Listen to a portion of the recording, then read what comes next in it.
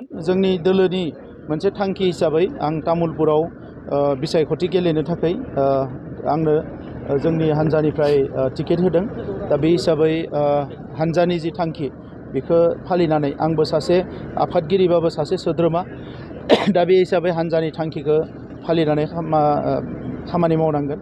बे हिसाबै आङो इलेक्सन गेलेनो थाखाय जोङो थाम थिम खालामदों आरो दिनै जोंनि थाखानाय जोंनि जि एमएलए आरो बारग' एमएलए आरो जोंनि गासै दैदेनगिरिफोरजों जोङो मावख'आव सावरायदों आरो नैबे बिसायख'थिया तामुलपुराव जोंनि थाखाय गोब्राब नङा। मानोना थांनाय 5 बोसोराव जों एमसिएलए हिसाबैनो थानानै बा सिबि हिसाबैनो जा आङो एमएलए हिसाबै जोंहा जलेन दैमारि बिथां जोंनि दैदेनगिरिफोर गासैबो हर सान खामानि मावनानै तामुलपुर ओनसोलनि गोग्लैसोनाय थासारिखौ जों जथेस्थ' जौगाहोनो हादों।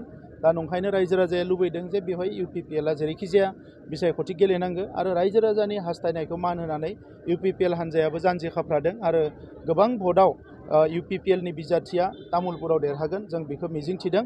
बिनि अनगायैबो जों जिनि फार्स्ट जि लिस्ट होबाय दा बेवहाय जोंहा आगुनि एबसुनि आफादगिरि दिपेन बर' बिथां दङ, बिटिसिनि सागानगिरि लरेन्स इस्लारि बिथां दङ, बेवहाय जोंहा जोंनि गाहाय नेहाथारि राजु नार्जारि बिथां दङ। दा बेबायदि गोबां दैदेनगिरिफोरनि अलरेडि लिस्टखौ जोङो फोसावदों आरो बे लिस्टआव थानाय गासैबो समस्थियानो देरहानायनि फारसे जानानै दङ। सेकेन्ड लिस्ट आरो थार्ड लिस्टखौबो जों थाबैनो फोसावगोन आरो लोगोनो जोंनि बिसायख'थिनि फोसावनाय हाबाफारिखौबो जों गोख्रोङै सालायलांबाय थागोन। दासिमबो बिस्वजित दैमारि बिथांनि बिजाथिखौ फोसावाखै। जेब्ला फोसावगोन अब्ला आङो बिखौ बा जोंनि हान्जा जानानै जों बिथांखौ बरायगोन। बिथाङाबो गेलेनो माबा दङ, बिसायख'थियावथ' बयबो गेलेनो हायो। दा बिथाङाबो गेलेनायनि मोन्थाय दङ, जेराव गेलेयो 15टा समस्थिनि गेजेराव जायखिजाया समस्थियाव गेलेनो हायो।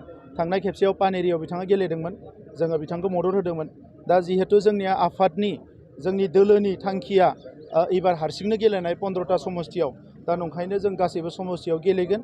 दा बेवहाय सोर बिजाथिखौ बिजेपिआ होयो, सोर बिजाथिखौ बिपिएफआ होयो बेजों जोंहा बारा साननांगौ गैया। जों दोलो हिसाबै फैबाय थानाय 20-30 बोसोराव बर' हारिनि खामानि मावनाय आरो ओनसोलनि खामानि मावनायनि थाखाय जोंहा मोनसे गिदिर हाबाफारि दङ आरो बे हाबाफारिखौ जोंनि जि मिशन आरो भिजन बेखौ लासै लासैनो जों इमप्लिमेन्ट खालामबाय थागोन आरो बे बिथिङावनो जोङो खामानि मावलांबाय थागोन।